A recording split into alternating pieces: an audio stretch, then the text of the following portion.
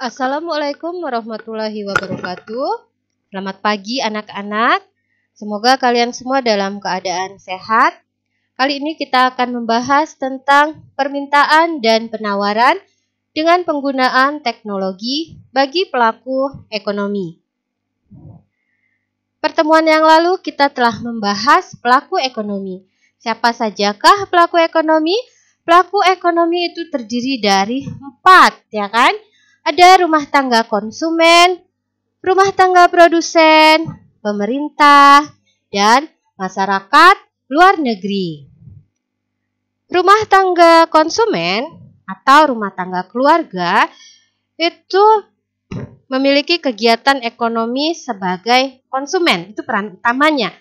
Namun selain sebagai konsumen, rumah tangga keluarga juga berperan sebagai produsen dan sebagai distributor. Oke. Yang kedua, pelaku ekonominya adalah rumah tangga produsen. Ini ada perusahaan berarti anak, bisa disebut juga sebagai RTP. Tujuannya tentunya untuk memperoleh keuntungan. Jadi badan usaha yang menjalankan kegiatan untuk mendapatkan keuntungan. Peran utamanya atau kegiatan utamanya itu sebagai produsen.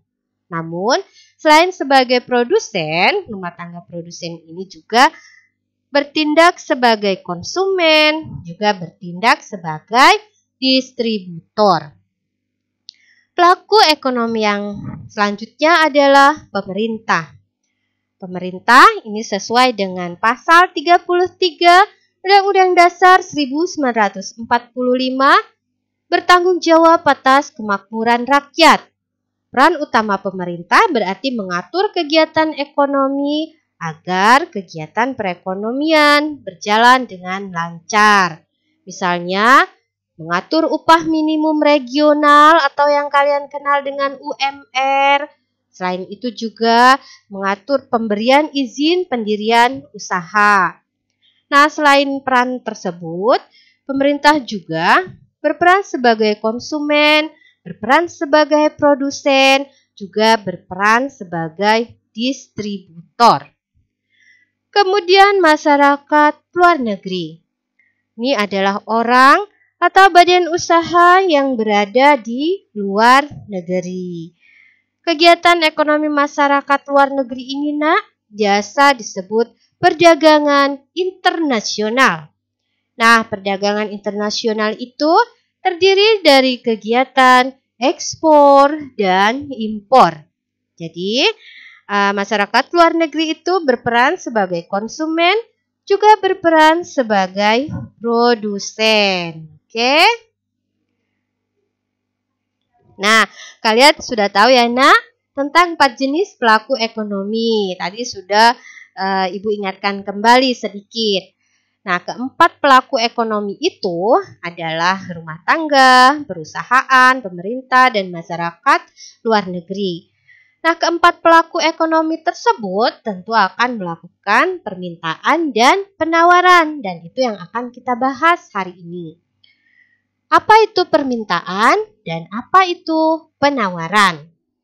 Permintaan itu adalah sejumlah barang dan jasa yang dibeli atau diminta pada suatu harga dan waktu tertentu.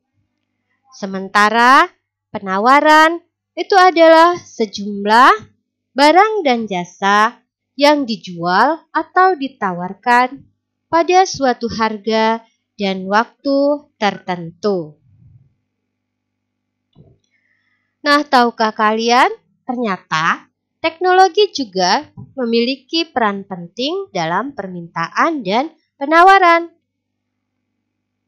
Sebelum kita bahas tentang peran pentingnya, kalian harus tahu dulu apa itu teknologi. Nah, apa yang dimaksud dengan teknologi, Secara umum, teknologi adalah keseluruhan sarana. Sarana ya, baik berupa barang, berupa ide atau metode untuk menyediakan barang dan jasa yang dibutuhkan demi kelangsungan dan kenyamanan hidup manusia. Apa contohnya? Contohnya, untuk memproduksi sepeda motor, itu diperlukan mesin-mesin yang besar dan rumit. Itu misal ya, Nak. Nah, dalam contoh itu berarti mesin itu adalah teknologi berupa barang. Begitu. Kemudian contoh lainnya metode bisnis. Nah, itu termasuk ke dalam teknologi tetapi dalam bentuk metode, bukan dalam bentuk barang. Nah, sekarang mari kita cari tahu peran teknologi terhadap permintaan. Kita akan bahas sekarang peran kemajuan teknologi dalam permintaan. Peran yang pertama adalah perbandingan harga secara cepat. Ketika penggunaan internet itu belum ada ya, Nak, belum merebak maksudnya. Nah, konsumen kan mengalami kesulitan. Kesulitan dalam apa? Dalam membandingkan harga suatu barang atau produk dengan cepat.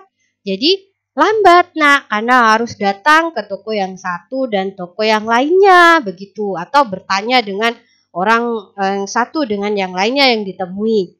Namun ketika ada internet, konsumen itu bisa mudah, Nak, membandingkan harga satu produk secara cepat, online aja. Jadi online saja, mau lihat toko yang mana tinggal di browsing ya, tinggal dicari. Jadi konsumen itu dapat mengetahui secara cepat harga di toko-toko tertentu yang ingin dia ketahui, kemudian dia bandingkan dengan toko yang lainnya. Jadi mereka mencari mana yang lebih murah harganya. Jadi konsumen bisa menentukan produk yang akan dia beli itu di toko yang mana dan berapa banyak yang akan dia beli sesuai dengan kemampuan keuangannya, seperti itu. Kemudian peran berikutnya adalah informasi mengenai suatu produk. Ketika belum ada internet, informasi produk itu hanya dimiliki oleh segelintir orang saja. Segelintir orang yang tentunya punya rasa ingin tahu yang tinggi ya, Nak, yang nggak pengen tahu apa-apa ya tidak tahu begitu ya. Nah, penyebaran informasi tidak merata. Jadi sulit bagi konsumen itu untuk mengetahui lebih banyak atau lebih detail tentang suatu produk. Nah, dengan adanya internet, ini membuka informasi secara luas, Nak, bagi konsumen. Jadi baik buruknya suatu produk bisa dibandingkan oleh konsumen sendiri. Bahan-bahan yang digunakan apa gitu ya, Nak, itu bisa diketahui oleh konsumen. Jadi konsumen itu bisa melakukan pemilihan produk yang bisa dilakukan dengan cepat karena dia punya informasi tentang produk secara luas. Ketika ketika konsumen tidak puas dengan suatu produk, dia bisa mencari produk sejenis yang diproduksi oleh orang lain gitu. Jadi dia bisa lihat mana sih produk yang lebih bagus, kalau yang ini bahannya seperti ini bagus atau tidak, kualitasnya bagaimana. Nah, sementara barang yang lainnya itu dia bandingkan lagi, oh ini lebih baik lagi misalnya. Walaupun produknya itu sejenis, tetapi menggunakan bahan yang berbeda, sehingga dia berhak menentukan pilihan karena dia sudah mengetahui informasi mengenai suatu produk. Kemudian peran kemajuan teknologi dalam permintaan yang ketiga itu adalah informasi produk lain. Melalui internet, konsumen juga dapat mengetahui produk-produk berkaitan yang dibeli konsumen lain. Jadi dia bisa mengetahui, oh ada ternyata informasi mengenai misalnya aneka produk yang lain yang juga ia butuhkan. Jadi bukan hanya yang tadinya niatnya membeli satu barang saja, ternyata ketika browsing itu melihat barang yang lainnya lagi, akhirnya dia mampu mengetahui informasi berbagai produk lain yang ternyata juga dia butuhkan dan bisa dikonsumsi juga. Jadi yang niatnya beli satu macam produk, karena akhirnya ketika lihat di internet, oh ini bagus, penunjangnya bagaimana, harus ada misalnya benda-benda penunjang lainnya dari yang tadinya misalnya beli kipas niatnya akhirnya beli AC misalnya, ya seperti itu. Karena apa? Karena banyak produk-produk lain ternyata yang lebih baik misalnya dan juga dia butuhkan, seperti itu. Kemudian peran kemajuan teknologi dalam permintaan yang keempat itu adalah kemudahan pemesanan dan pembayaran produk. Jadi teknologi internet ini bikin kita manja ya nak. Jadi sebagai konsumen kita akhirnya manja, mesan produk sambil tiduran di dalam kamar gitu ya nak. Tinggal lihat saja barang-barang yang diinginkan, klik beli, kemudian klik bayar gitu ya nak.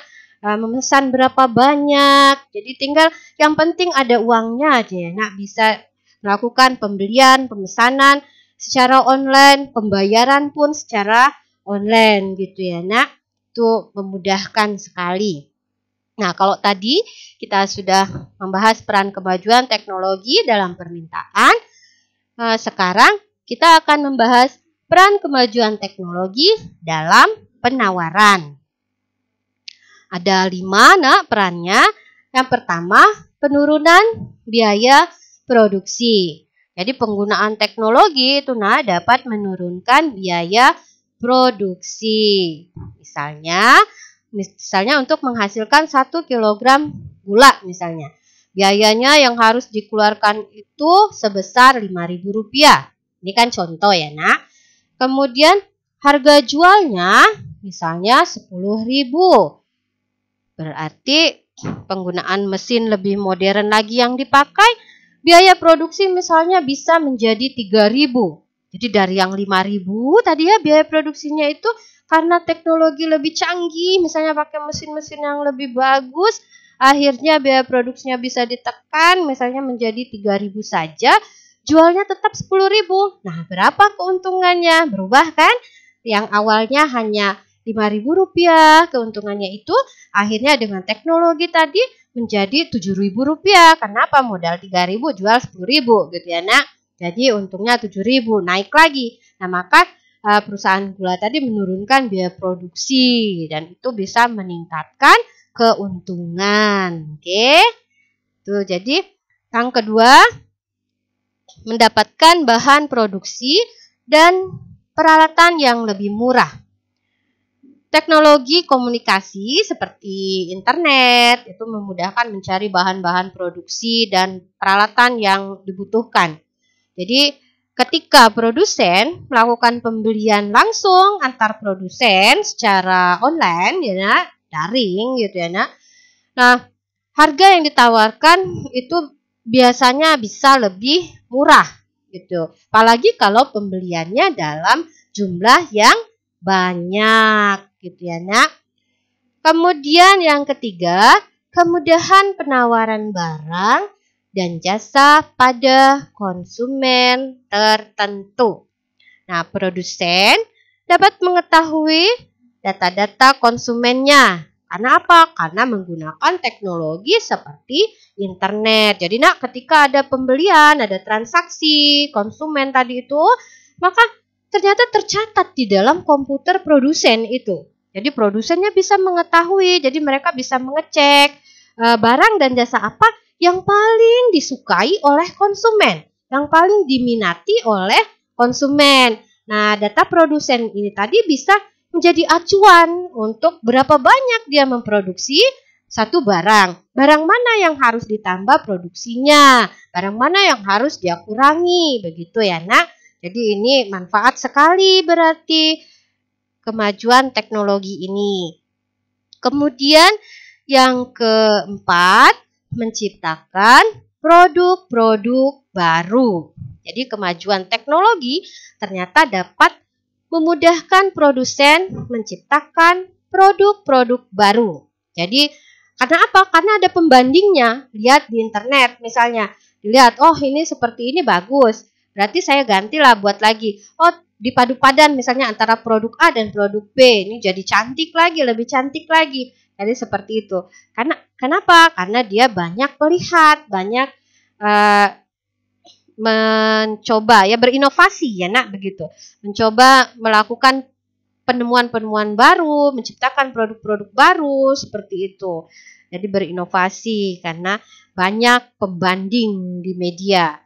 Kemudian yang kelima, yang terakhir itu adalah kemudahan promosi.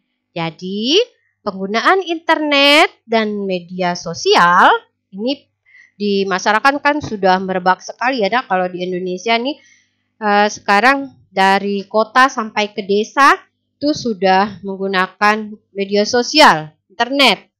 Jadi kalau ada internet, promosi itu cepat sekali dilakukan. Karena apa? Kalau misalnya hanya melalui orang ke orang, promosi lambat karena lewat komunikasi. Dengan koran juga belum tentu semua orang membaca koran. Misalnya akan promosi hanya lewat media cetak saja. Kemudian kalau melalui medsos, karena pengguna medsos ini sudah luar biasa, nak, sudah sampai 79 juta jiwa itu kalau berdasarkan perkiraan pengguna media sosial di Indonesia, berarti sudah banyak sekali yang menggunakan. Jadi kemudahan promosi iklan di medsos itu bermanfaat sekali karena pengguna medsos sangat banyak. Jadi produsen bisa memanfaatkan media sosial ini untuk menawarkan produk-produk mereka dengan cepat dan luas. Kadang kita buka misalnya Facebook, misalnya medsos lah ya, apa saja itu berupa apa saja. Jadi ketika lain yang ingin kita lihat terkadang nongol iklannya. Nah itu kan berarti termasuk satu promosi dari produsen. Jadi mereka memanfaatkan media sosial agar masyarakat itu mengetahui tentang produk mereka. Yang tertarik biasanya ya beli akhirnya dari melihat itu. Atau bertanya-bertanya gitu ya. Ketika bertanya kemudian tertarik akhirnya beli gitu kan. Jadi itu sangat membantu penawaran. Sehingga produsen tadi memperoleh keuntungan lagi. Jadi seperti itu. Nah, tugas kalian di rumah, itu kalian Ibu minta memberi contoh peran teknologi dalam permintaan tadi. Jadi contoh setiap peran tadi baik yang permintaan maupun penawaran itu diberi contoh masing-masing satu setiap poinnya. Jadi kalau misalnya tadi perbandingan harga secara cepat yang seperti apa contohnya gitu misalnya ya. Kemudian informasi tentang produk, beri juga contohnya misalnya. Informasi produk lain, beri pula contohnya misalnya. Kemudian kemudahan pemesanan, pembayaran, seperti apa contohnya. Jadi semua diberi contoh satu-satu, boleh 2. Tuh. Jadi sudah jelas ya masing-masing. Begitu juga dengan yang penawaran seperti penurunan biaya produksi, kalian beri contoh. Kemudian mendapatkan bahan produksi dan peralatan yang lebih mudah, yang seperti apa itu, beri contoh ya. Tuh. Jadi ternyata peran teknologi cukup besar ya dalam bidang permintaan dan penawaran barang dan jasa. Jadi semoga perekonomian Indonesia terus stabil dan semakin meningkat. Terima kasih. Wassalamualaikum warahmatullahi wabarakatuh.